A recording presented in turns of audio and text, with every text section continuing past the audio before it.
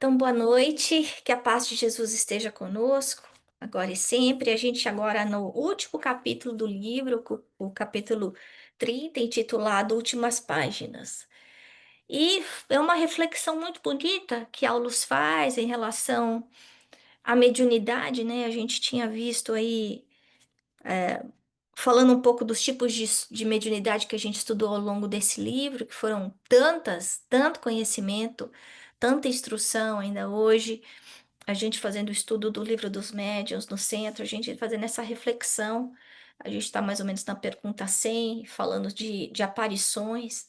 E isso tudo está aqui, está nesse livro. Então, se a gente tem que olhar para os livros de André Luiz com olhos de pesquisadores mesmo, assim como ele foi, né? Curiosidade, uma curiosidade positiva para que a gente consiga ir além da letra e pescar qual é a mensagem tão importante que ele está falando para nós e viver essa mensagem dentro do nosso dia a dia, né? Porque depois que a gente aprende que todos nós somos médios, depois que a gente aprende que a mediunidade pode ser exercitada 24 horas por dia, que a mediunidade faz parte da nossa vida, que nós o tempo inteiro estamos sendo influenciados de acordo com a nossa vibração, a gente não pode mais querer viver como se isso não existisse. A gente não pode mais querer viver a vida só para comer, dormir, se divertir. Enfim, a gente tem que entender que nós estamos aqui com um propósito. A nossa passagem aqui na Terra, ela tem um propósito.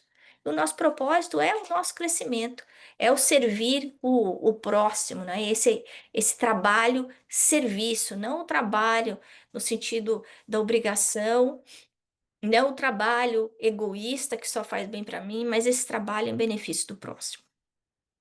E aí ele começa falando, Aulus, né, fazendo essa analogia fantástica sobre a mediunidade e os deveres de cada um de nós, de uma maneira muito poética e inspirada. E ele fala que o lavrador é o médium da colheita. O que que acontece se o lavrador não tiver disciplina de cuidar da terra, de botar o remedinho, o fertilizante na terra, se ele não prestar atenção na quantidade de água, se ele não vigiar pelas pestes que acontecem, não vai vir colheita nenhuma. O carpinteiro, ele fala das utilidades preciosas. E eu fico pensando também, né, quantas vezes a gente usa uma mesa, todos nós agora estamos usando uma mesa. Quem de nós já parou para pensar por quantas mãos essa mesa passou? Desde a árvore que estava na floresta. E quantas pessoas trabalharam para que essa mesa tivesse dentro da nossa casa? Então a gente vê que mesmo as pessoas, talvez dezenas de pessoas que a gente desconhece, a gente tem uma dívida de gratidão, porque se não fossem elas, a gente não ia conseguir ir lá e ter essa mesa na floresta e, e pegar a madeira e cortar a madeira e lixar a madeira e trazer a madeira e montar a mesa. Nem todos temos essa capacidade. O escultor é o médium da obra-prima. E aí, a hora que a gente pensa em Michelangelo, né? Trabalhando aqueles blocos de mármore, quando falavam para ele, mas como é que você consegue tirar essas esculturas, esses corpos, essas imagens tão maravilhosas? Eles falam, mas a resposta dele, mas ela estava lá, eu só tirei o excesso. Então, essa beleza, essa profundidade, essa luz, todos nós carregamos dentro da nossa capacidade como espíritos eternos, como filhos de Deus. O Gari é o médium da limpeza pública. O que seria de nós sem o Gari, né? Imagina a bagunça, a sujeira, as doenças que iriam acontecer. O juiz é um médium das leis. E eu gostaria de que cada uma de nós refletisse dentro das nossas profissões, dentro do nosso dia a dia, nós estamos sendo médios do quê? Onde é que a gente está usando a nossa mediunidade? Como é que nós estamos usando a nossa mediunidade? Como professores, como veterinários, como avós, com bibliotecários, para a gente conseguir passar daquela rampa de só o trabalho e obrigação. Eu vou lá para ter o meu salário. É só por isso que eu estou trabalhando. Se a gente estuda André Luiz, se a gente estuda Emmanuel, a gente vê que a gente não pode fazer isso. Porque o nosso papel como médiuns é o de serviço ao semelhante. E quando eu estou fazendo tudo por obrigação, maquinalmente, eu estou perdendo a oportunidade de serviço.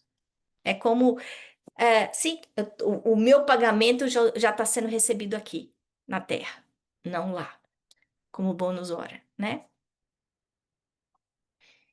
E aí ele fala da maior mediunidade de todas, dentro dessa associação de profissões, que é o papel da família. E ontem a gente estava estudando, né, para quem participou do estudo do Evangelho, sobre a família corporal, consanguínea e a família espiritual. E antes disso, a Aline estava falando, lembrando a gente, né, a separação do espírito vem do espírito, o corpo vem do corpo, né? E aí a gente percebe com aulas a profundidade, a seriedade da família consanguínea, em que a gente é colocado dentro de quatro paredes, numa reunião de almas que estão em processo de evolução. Se nós estamos em processo de evolução, significa o quê? Que a gente tem reajuste para fazer, que a gente está aqui para se aperfeiçoar, para aprender, para santificar os nossos atos. E quantas vezes, dentro do lar, o meu comportamento é um comportamento de criança infantil, eu tomar lá da cá. Ah, você não quer falar comigo? Então também não vou falar com você. Ah, você não faz isso para mim? Então também não vou fazer isso para você. Então, essa oportunidade de reajuste, de aproveitamento, ela é perdida. Muitas vezes a, o lar, ele não é nem levado tão a sério, é simplesmente o lar, é um endereço, né? Uma rua com um número, e as pessoas esquecem do seu papel como pais, né? E deixam os filhos. Então eu me preocupo mais com a minha beleza física, eu me preocupo mais com a minha profissão, com o meu título, eu me preocupo muito mais com a minha vida pessoal, a minha vida amorosa. Eu esqueço da minha responsabilidade em relação àquelas almas que foram colocadas dentro da minha vida, para que eu educasse, para que eu reajustasse, porque foram muitas vezes essas as almas que eu levei para o mau caminho. Aí eu estou reclamando do meu filho porque ele é desobediente, porque ele é irresponsável. Estou reclamando do meu filho porque ele não me dá amor depois da velhice, não me dá atenção, não liga para mim. Mas será que eu fiz isso? Será que eu fiz o serviço ou se eu fiz o trabalho e obrigação? E aí ele continua. Ah, ele fala que o lar é um dos espaços mais espontâneos da mediunidade. A gente tem essa troca de vibração tete a tete o tempo inteiro. Eu tenho que ter consciência de que quando eu estou em desequilíbrio, eu estou afetando a saúde vibratória do meu lar. Eu posso estar envenenando meus alimentos, eu posso estar atrapalhando a vida daquelas pessoas que estão convivendo comigo.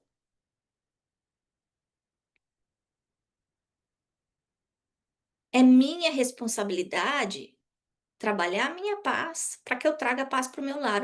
Meu lar não vai ter paz se eu não tiver paz. E aí ele fala do matrimônio. O homem e mulher, no compromisso harmonioso, são médiuns da vida. Olha só, o homem e a mulher abraçando o matrimônio por escola de amor e trabalho. Escola de amor e trabalho. Honrando o vínculo dos compromissos, que hoje parece tão demodê, né? Então, eu posso mentir, eu posso ser desleal, eu posso ser um casamento aberto, que seja eterno enquanto dure, ou para que casar, né? Ou casa, mas cada um na sua casa, porque aí quando tá bom tá junto, quando não tá bom não fica. Honrando o vínculo dos compromissos que assumem perante a harmonia universal. Então, se eu não cuidar da minha vida, da minha família, da minha prole, eu estou desregulando a harmonia universal. Neles se transformam em médiuns da própria vida, responsabilizando-se pela materialização a longo prazo dos amigos e dos adversários de ontem, convertidos no santuário doméstico em filhos e irmãos. Então a gente vê que muitas vezes dentro do lar vem amigos do passado, muitas vezes vem adversários do passado, e muitas vezes vem um espírito que não tem, isso está no livro dos espíritos, que não tem uma ligação direta com aquela família, mas é alguém para ou ajudar o despertamento consciencial da família, ou é alguém para a família ajudar para que consiga dar um passo maior, né? Mas isso dele falar que é onde a gente pode viver um sacerdócio como espíritos reencarnados aqui na Terra, cuidando da regeneração e progresso daqueles que estão conosco. E quantos de nós a gente não sente, né, que o nosso cônjuge quase que se comporta como filho também? Talvez a esposa sinta isso em relação ao marido, ou marido em relação à esposa, ou parceiro com a parceira e vice-versa. E a gente entender que esses laços, esses vínculos de passado são muito fortes. E se a gente não aprender a amar dentro dessas quatro paredes, como é que a gente vai amar os outros que estão fora de casa? Não vamos conseguir, né? Então, se eu tenho dúvida, por que que eu tenho tanto problema com ciclano, com beltrano? A resposta está aqui, nesse slide. E aí, o que que eu faço? A resposta está aqui também. Eu assumi um compromisso para me harmonizar. Ponto.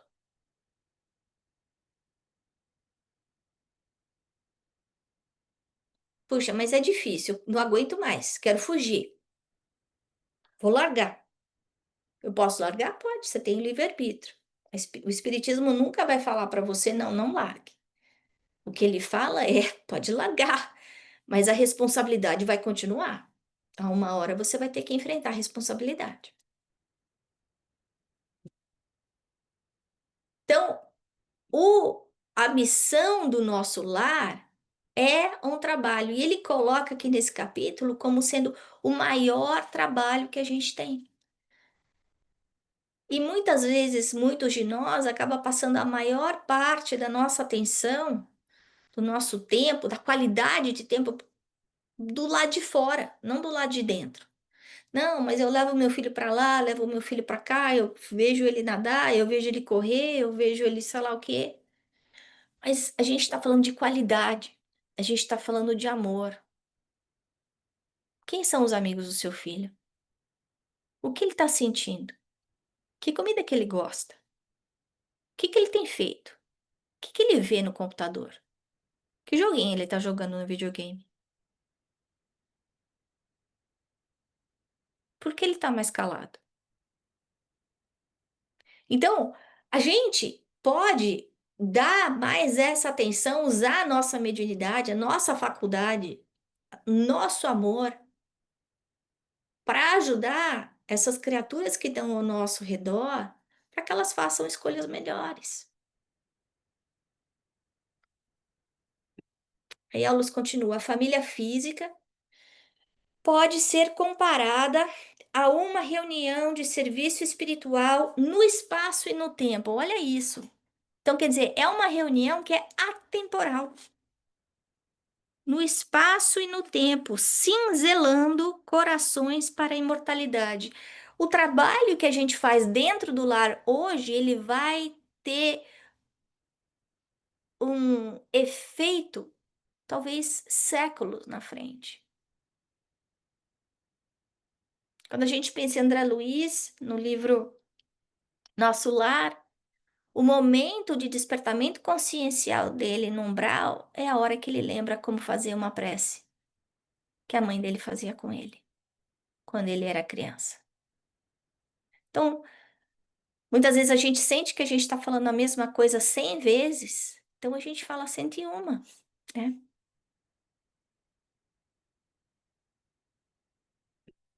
Porque uma hora entra.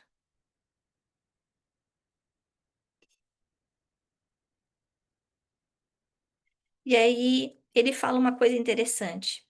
Quem caminha com a responsabilidade não deve esquecer das horas. Eu achei isso ótimo, porque a gente esquece muitas vezes da importância da nossa disciplina no dia a dia, a nossa disciplina em relação ao plano espiritual. O plano espiritual acaba ficando como segundo, terceiro plano. Não, se eu não tiver nada melhor para fazer, se eu não tiver cinema, se eu não tiver amigos, se eu não tiver um jantar, se eu não tiver uma festa, aí eu vou.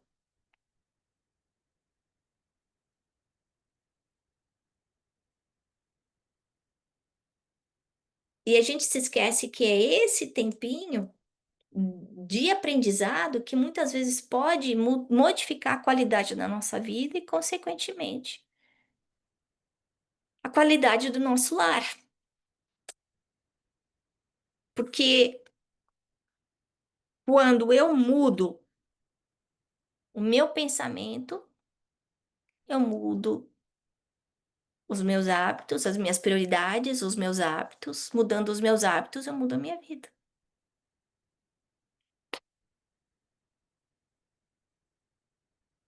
E aí ele fala que precisa ir embora, né? Pede para André Luiz orar. E André Luiz começa, e depois a gente vai fazer essa prece juntos com a Aline. Mas André Luiz começa falando: Jesus, faze-nos dignos daqueles que espalham a verdade e o amor. Eu achei isso tão lindo. Outro dia eu estava escutando uma palestra do Divaldo, que era uma entrevista dele, né, em relação às histórias dele. Isso tá no Espiritismo Play da Mansão do Caminho. Para quem não conhece, é a app da Mansão do Caminho. Para quem puder assinar, é uma forma muito boa da gente ajudar as atividades de caridade, que são muitas da Mansão do Caminho e que com certeza precisam do nosso suporte para que elas continuem. Então, estava escutando essa palestra, o Divaldo contando lá algumas historinhas lá dele, e, e uma delas ele fala que a mãe dele pede para Joana de Ângeles ir até Jesus. Isso eu achei fenomenal. Então, a Joana de Ângeles chega em Jesus. E para dar mais serviço para o Divaldo, para aumentar mais ainda o trabalho do Divaldo na mansão. Aí a Joana volta e fala: Jesus falou que tá bom, vai aparecer mais coisa para ele. Aí passa mais um tempo, a mãe de Valdo vai de novo em Joana de Antes e fala: será que dá para dar mais trabalho para ele? Eu acho que ele tá pronto. Aí a Joana vai lá, conversa com Jesus e volta e falou: Jesus falou que sim, vai dar mais trabalho para ele. Então eu achei isso muito lindo, porque a gente precisa earn o direito de ter essas coisas na nossa mão. Porque muitas vezes a gente tem tesouros ao nosso redor que a gente não dá valor. É só pensar o tanto de atividades que muitas vezes de nós puderam ter enquanto crianças, né? Por exemplo, eu sei que a minha mãe estudou francês, esqueceu francês, porque não usou. Ou muitas de nós estudaram piano ou dança A gente teve uma oportunidade grande de colocar uma coisa boa na nossa vida e a gente desperdiçou. E aí a gente vê então que essa oportunidade de estudo, de trabalho, né, que é o que a gente está fazendo é trabalhar aqui juntos, estudando juntos, é para que a gente possa espalhar esse amor ao nosso redor. Então, se eu estiver vindo no centro lendo 5 livros por semana e não modificar o meu comportamento dentro de casa, continuar gritando com os meus filhos, batendo boca com meu marido, chutando a porta, o- a informação não entrou, ela ficou aqui. E aí a gente tem que lembrar que o caminho talvez mais longo seja o daqui para cá, né? É a gente internalizar esses ensinamentos para que a gente seja digno de poder fazer mais, de poder trabalhar mais. Aí chega a hora da despedida, Paulo está emocionado, a gente vê essa amizade uma semana, né? Tanto conhecimento, tanto amor, tanta dedicação. André, Hilário, tem que ir para a tarefinha deles de socorro da criança. Então a gente vê que os dois aí, tendo, cada um partindo para o trabalho, não é do tipo, ah, não, eu fiz isso, trabalhei, ensinei, agora eu vou tirar férias. Eu achei muito interessante um, ah, o Chico, outro dia, até coloquei no meu Instagram, falando que é importante a gente tirar férias, mas a gente tem que tirar férias para descansar. Descansou, volta ao trabalho. E eu não estou falando só o trabalho material que recebe o pagamento do salário, não. Pode ser estudo. Mas o que a gente não pode é viver numa vida de limbo, em que a gente não esteja crescendo de alguma forma, porque aí é perda de tempo, né? E muitas vezes eu fico admirada, assim, né? Quando a gente vê algumas pessoas com uma idade mais avançada, é, que continuam estudando, continuam trabalhando, continuam tentando crescer, enquanto que outras, eu tive um encontro ontem com uma senhora de 84 anos, nós fomos almoçar juntas, um doce de senhora, e ela está aqui visitando a filha. E eu perguntei para ela, o que que você faz em São Paulo? Uma mulher inteligente, simpática, amorosa. Eu não faço nada. Eu fiquei pensando, nossa, uma pessoa que tem tanto, ela não faz nada. Ela caminha de manhã e volta.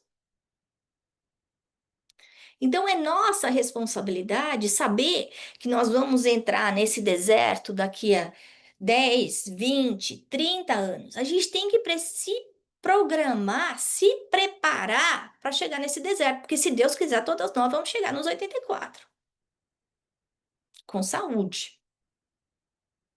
Mas para chegar bem e ficar bem, a gente vai ter que começar a trabalhar. Não adianta a gente imaginar que a gente vai simplesmente querer ter um parachute na hora que aposentar e pronto, não vai acontecer.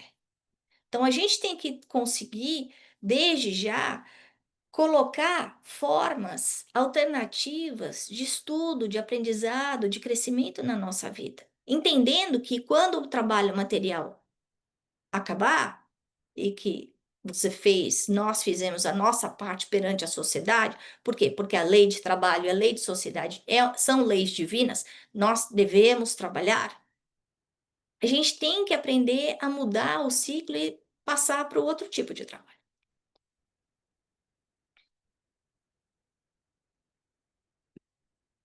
Então, a mediunidade, eu acho que a gente tem que entender que ela não é só o fenômeno espiritual, seja psicológico, seja físico.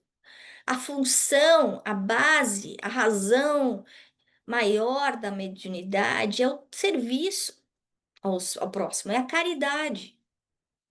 A mediunidade é a forma que Deus colocou para colocar a nossa vida mais perto dele, colocando aí os seus benfeitores, podendo nos auxiliar, trazer paz, harmonia na nossa vida. Então, mediunidade não é eu ir no centro e dar um passe, não, é muito mais. Mediunidade não é eu ter clarividência, clareaudiência. É trabalhar com amor e caridade em todas as coisas que eu faço. Pode ser eu fazendo uma torta, pode ser eu varrendo um chão, pode ser eu dentro de uma biblioteca, eu sentadinha numa cadeira de sustentação dentro de um centro espírita, eu cuidando dos meus netos. Isso é trabalho, isso é mediunidade. Então, para a gente finalizar o capítulo de hoje, primeiro, serviço é bênção. Então, não é para a gente reclamar, nossa, tem coisa demais para eu fazer. Não, serviço é bênção. A gente tem que mudar o botãozinho de trabalho e obrigação. A gente já falou sobre isso no capítulo de Emmanuel, eu acho que é do Pensamento e Vida. O trabalho e obrigação, a gente está indo em marcha ré. A gente vê que no mundo espiritual, quanto mais evoluído os espíritos, mais trabalho eles têm. Principalmente porque o perispírito não cansa, né? O que cansa é o corpo físico. O corpo físico precisa do descanso. O espírito não. Quanto mais evoluído o espírito, menos dorme. Não precisa dormir. E a terceira coisa é a lei da vida é o amor. É o serviço no bem. E a mediunidade é a maior ferramenta que está ao nosso alcance. Então, vamos aproveitar essa oportunidade, né, de estudo. A gente vai estar tendo o ESD, começando agora em setembro, às terças-feiras, porque mediunidade é responsabilidade, é disciplina, e a gente tem que aprender o Evangelho, né, estudar Jesus antes que a gente possa dar o próximo passo de entender um pouco mais a mediunidade. Mas é estudando que a gente dá o primeiro passo. Então é isso que eu tinha para falar para vocês. E agora eu queria encerrar, né, com muita gratidão e pedir para a Aline ler para a gente a prece de André Luiz como encerramento dos nossos estudos sobre esse livro. Vamos lá então.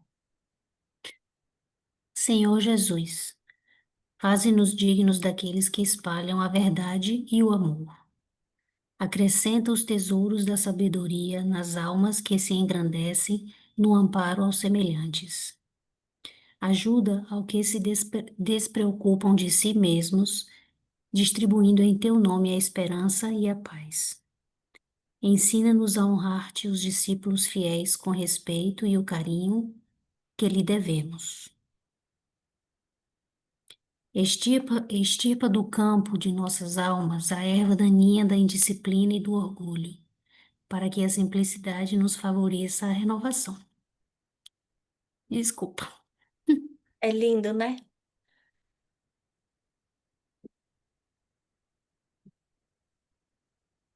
Não nos deixes confiados à própria cegueira e guia-nos o passo no rumo daqueles companheiros que se elevam, humilhando-se e porque serem nobres e grandes diante de ti, não se sentem diminuídos em se fazendo pequeninos a fim de auxiliar-nos.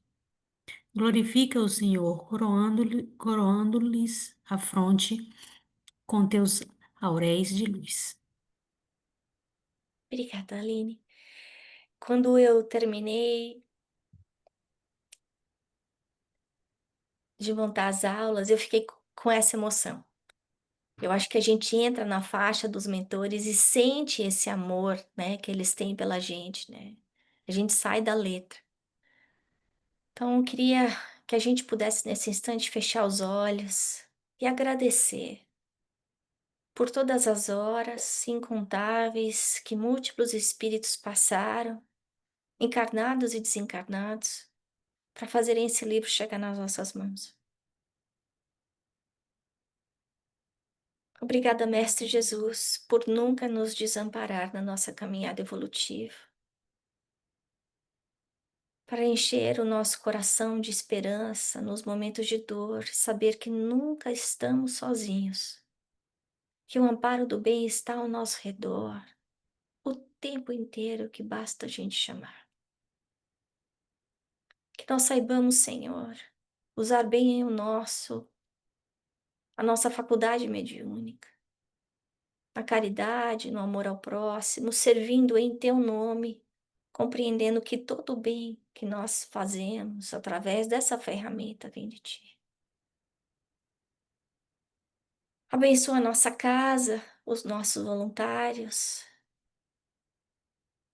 os nossos assistidos, para que possamos juntos crescer e amadurecer, levando a tua palavra através dos nossos atos, com a nossa mediunidade, aos quatro cantos do mundo. Graças a Deus.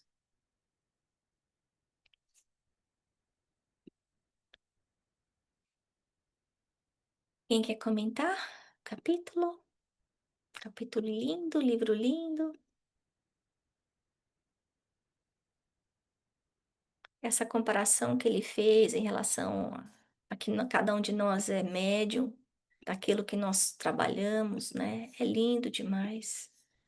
Que muitas vezes a gente se esquece, a gente acha que a gente não usa a mediunidade quando está no trabalho, quando está no trânsito, quando está no mercado, né? Quem quer comentar? Aí eu tenho que falar um pouquinho. Eu tenho que dizer da minha bênção que eu recebi, da gratidão que eu tenho a esse grupo de pessoas, que são vocês e os outros que não estão aqui nesse momento, pela oportunidade de ter chegado até vocês, de ter conhecido vocês, o que dá um sentido enorme e diferente para a minha vida aqui nos Estados Unidos. Eu já tinha dito isso para a Ana no momento que a gente se encontrou, mas eu sinto necessidade de dizer muitas vezes, e eu gostaria de abraçar cada uma de vocês por esse sentimento que eu estou tendo. É como se fosse um eixo, é como se fosse uma ligação da pessoa que eu sou, da vida que eu vivi até hoje no Brasil, com o que eu estou vivendo agora. E esse estudo desse livro é importantíssimo para mim, porque eu já tinha lido esse livro 2 vezes. Em nenhum momento anterior eu acredito que eu estivesse preparada para essa leitura. Eu acredito que eu não estava, porque o entendimento, a compreensão que eu tenho de tudo que a gente estudou juntos é completamente diferente. Eu sempre achei esse livro tão difícil, tão difícil. Não é que ele não seja difícil, é que agora, para mim, os conceitos se tornam bem mais claros e, ao mesmo tempo, amplos, porque eles estão contidos na nossa vida, no nosso dia a dia. Então, isso tudo é maravilhoso. E eu desejo continuar com vocês, estudando, me melhorando, me tornando uma pessoa melhor, em todas as circunstâncias, em todos os grupos com os quais eu convivo, com todas as pessoas que estão ao meu redor, que são a minha família consanguínea, mas a minha família de amigos, a minha família pessoal. Esse momento está sendo extremamente importante para mim. Minha gratidão a vocês e a esse estudo e a esses mentores, não é? Que sem eles não faríamos nada, não aconteceria nada. E a impressão que eu tenho é que eles estão me colocando, cada vez que eu reflito, estão me colocando no meu caminho. E eu que peço tanto quando eu oro, para não me desviar, por mais difícil que sejam as coisas que eu enfrentar, que eu não me desvie do caminho que foi traçado para mim. Então, esses mentores, nesse momento, são meus guias, no sentido de não me afastar daquilo que eu vim fazer aqui, é que eu me proponho. Gratidão.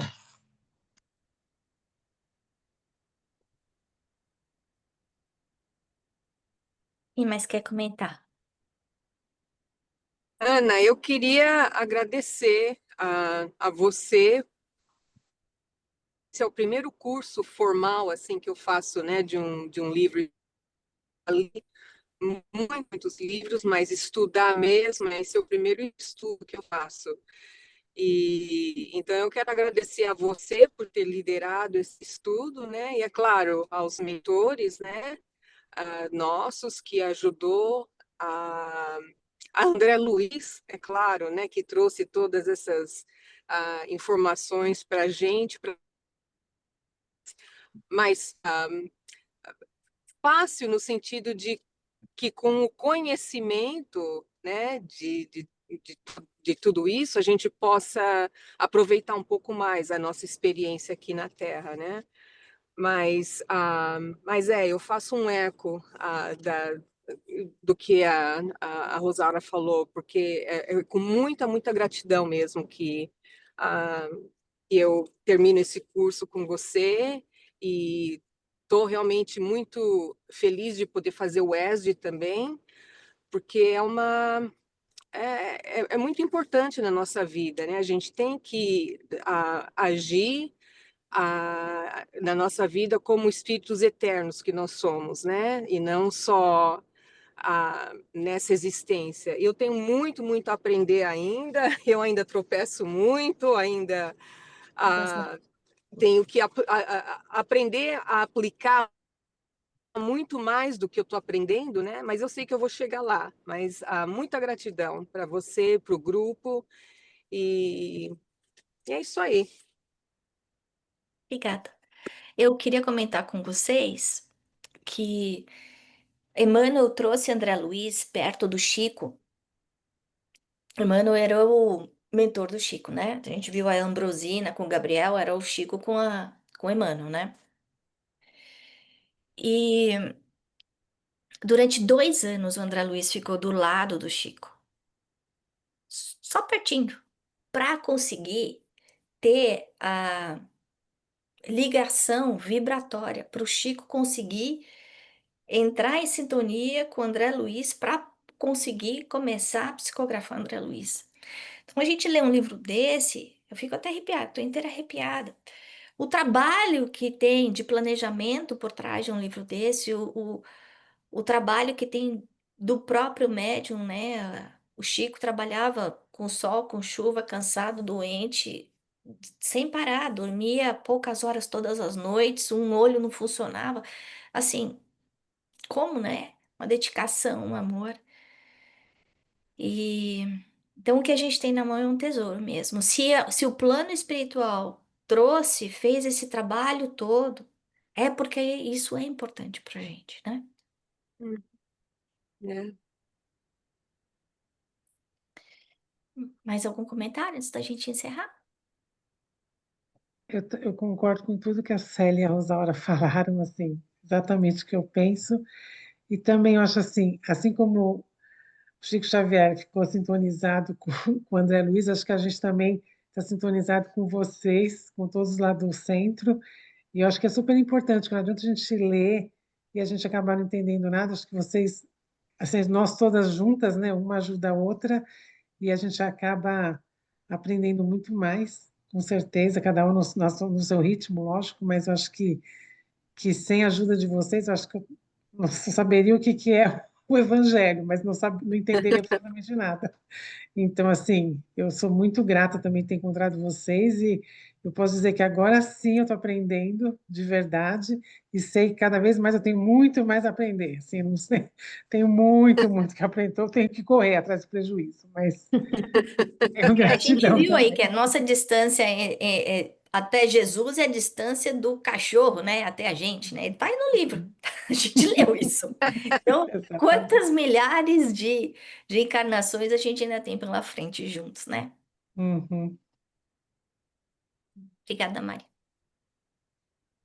Posso falar? Alguém mais quer falar? Acho que a Aline queria falar. Então, Aline, Eu só tenho a agradecer e a aprender, só isso. Agradecer muito por ter sido convidada e estar aqui. É as mesmas palavras de todo mundo, só repetir. Obrigada. Bom demais ter você também.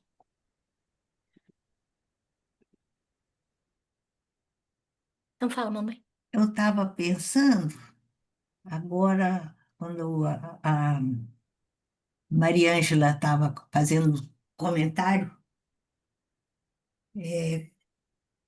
como foi bom encontrar o grupo, e a gente sabe que se nós estivéssemos com esse mesmo interesse, com essa mesma boa vontade, lendo esse livro, com a melhor das intenções, sozinhas, Uhum.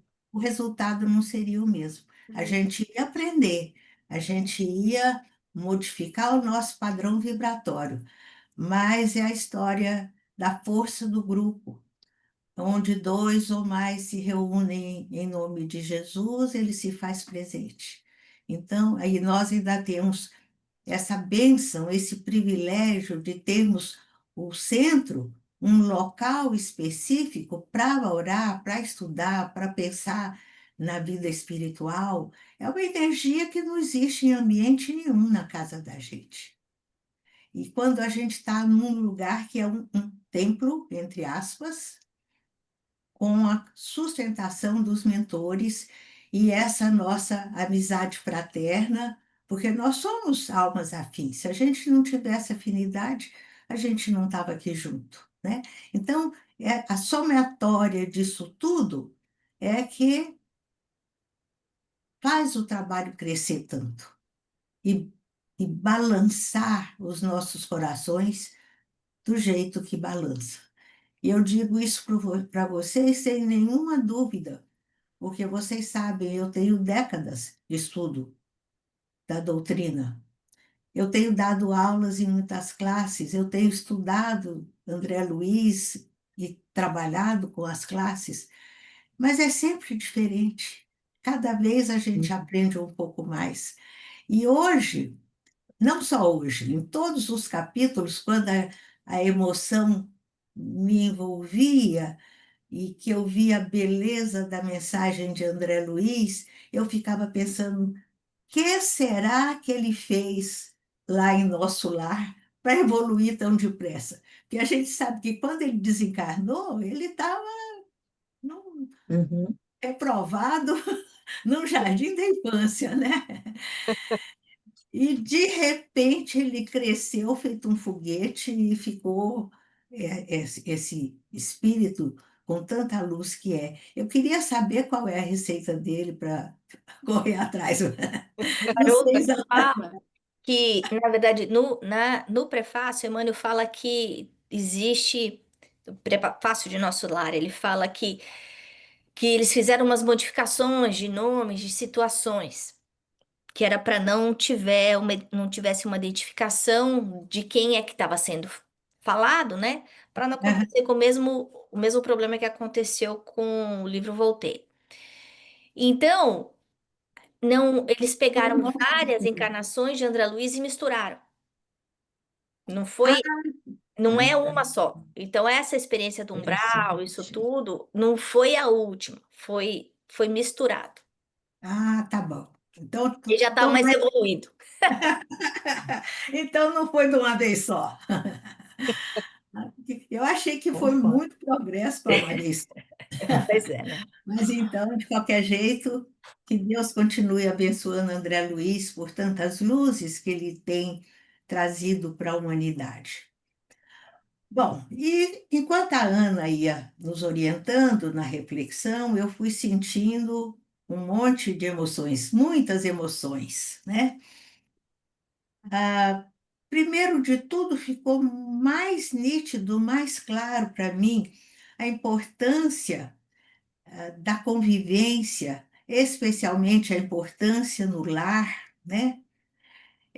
E como a nossa, eu não diria invigilância, desinformação acerca da importância de cada dia nessa nossa rotina doméstica, aparentemente sem importância, como ela pode transformar, como ela pode não, como ela transforma a nossa vida para melhor ou para pior, a vida daqueles que convivem conosco, tanto dentro do lar como fora dele, né? Balançou o meu coração como se fosse um tsunami quando a Ana fez referência ao parágrafo acerca de comentários ácidos. Vocês já pensaram nisso?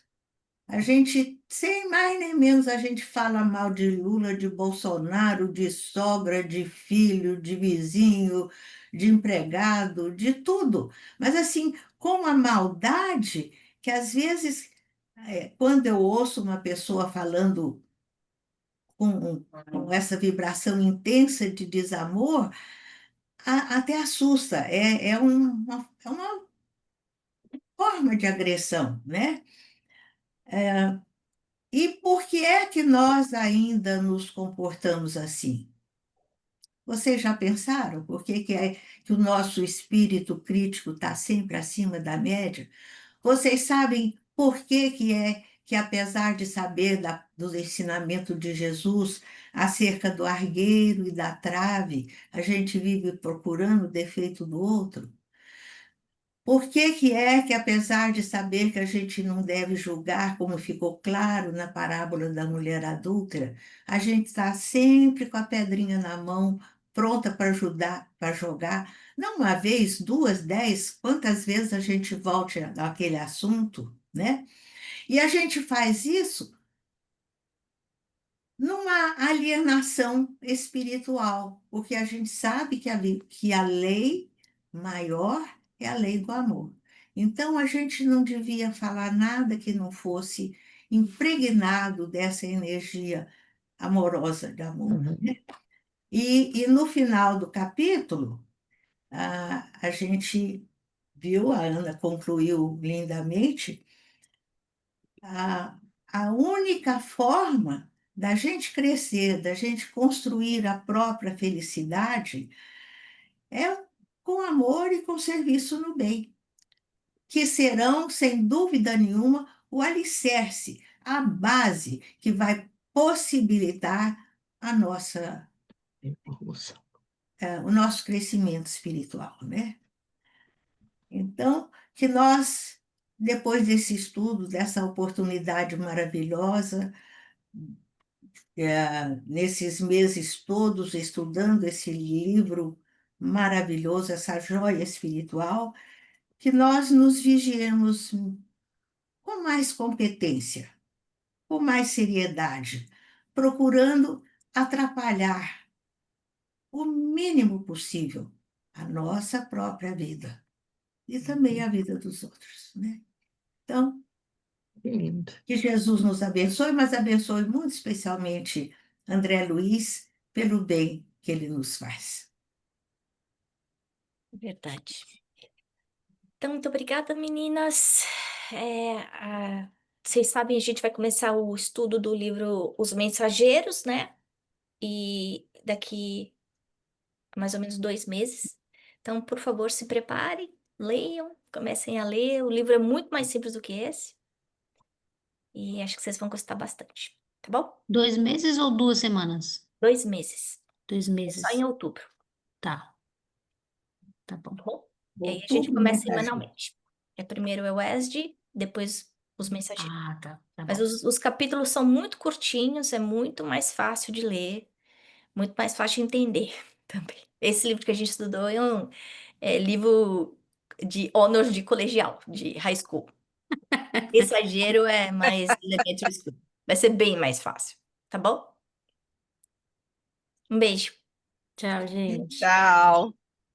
Gratidão.